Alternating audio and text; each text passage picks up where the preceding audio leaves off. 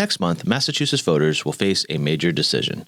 Should natural psychedelics like psilocybin mushrooms be decriminalized and regulated for adult use? This could be a groundbreaking shift in how the state handles these substances, and Ballot Question 4 is at the center of the debate. If passed, Ballot Question 4 would decriminalize the possession, use, and cultivation of certain natural psychedelics for adults aged 21 and older. This means that people could legally possess and even grow specific psychedelics, like psilocybin mushrooms, for personal use without facing criminal charges. But it doesn't stop there. The initiative also proposes creating a regulated market for these substances, similar to how cannabis is already handled in the state. This would involve licensed centers where psychedelics could be sold and used in therapeutic settings. A Natural Psychedelic Substances Commission would oversee the industry, making sure activities like cultivation, distribution, and therapeutic use are all regulated. The initiative is built around public health and safety with a focus on harm reduction. It even includes provisions for supervised psychedelic therapy in licensed centers for conditions like PTSD, depression, and anxiety. A 15% excise tax on sales would generate revenue for the state, with cities and towns having the option to add up to 2% more. Also, the measure acknowledges the traditional and indigenous use of psychedelics, seeking to protect the cultural significance of these practices.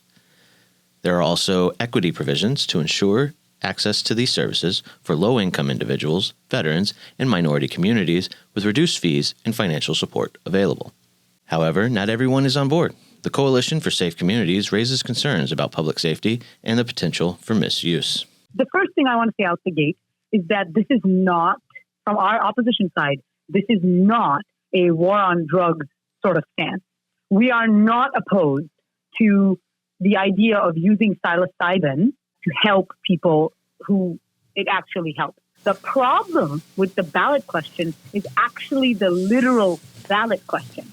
The ballot question is written that where it says basically that there are going to be two parts to it, and the two parts are contradictory.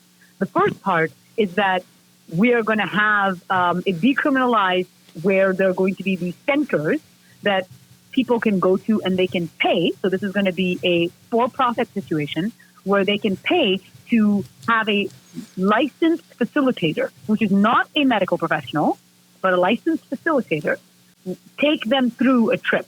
But then the second part of the ballot question says, and also you as a private citizen can grow mushrooms in your home, unregulated, in a 12 by 12 foot room. So do you see how these two things are contradictory? On the one hand, you're saying you need to have a licensed facilitator at a location and you need someone to drive you home. And on the other hand, you're saying, but actually you can also do this in your house freely. And 12 by 12 feet is a lot of space to grow mushrooms. So what do you think? Should Massachusetts move forward with decriminalizing and regulating natural psychedelics, or does this initiative pose too many risks? Let us know your thoughts in the comments below.